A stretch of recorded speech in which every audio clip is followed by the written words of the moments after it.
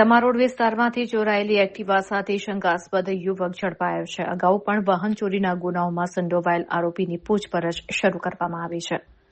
વડોદરા શહેરમાં મિલકત સંબંધિત ગુનાઓને અટકાવવા માટે ક્રાઇમ બ્રાન્ચ દ્વારા સતત પેટ્રોલિંગ અને વોચ રાખવામાં આવી રહી છે. તે દરમિયાન ક્રાઇમ બ્રાન્ચની ટીમે બાતમીના આધારે ગૌરવ સોસાયટીના નાકા પાસેથી એક શંકાસ્પદ એક્ટિવા સાથે યુવકને ઝડપી પાડ્યો હતો. ઝડપાયેલ આરોપીની ઓળખ સૂરજ રાજુભાઈ મોટવાણી ઉંમર વર્ષ 36 તરીકે થઈ છે.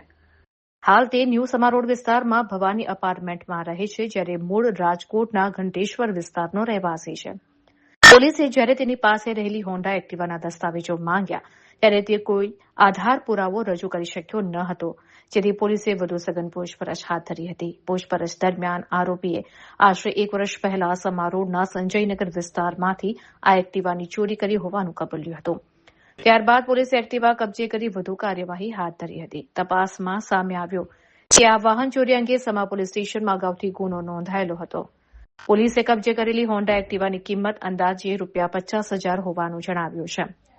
આરોપી સામે સમા પોલીસ સ્ટેશનમાં BNS કલમ 303 પેટા કલમ 2 હેઠળ ગુનો નોંધાયેલો છે. પ્રાથમિક તપાસમાં એ પણ સામે આવ્યું છે કે સૂરજ મોટવાણી અગાઉ ફતેગંજ અને સમા વિસ્તારમાં થયેલા વાહન ચોરીના ગુનાઓમાં પણ પકડાઈ ચૂક્યો છે.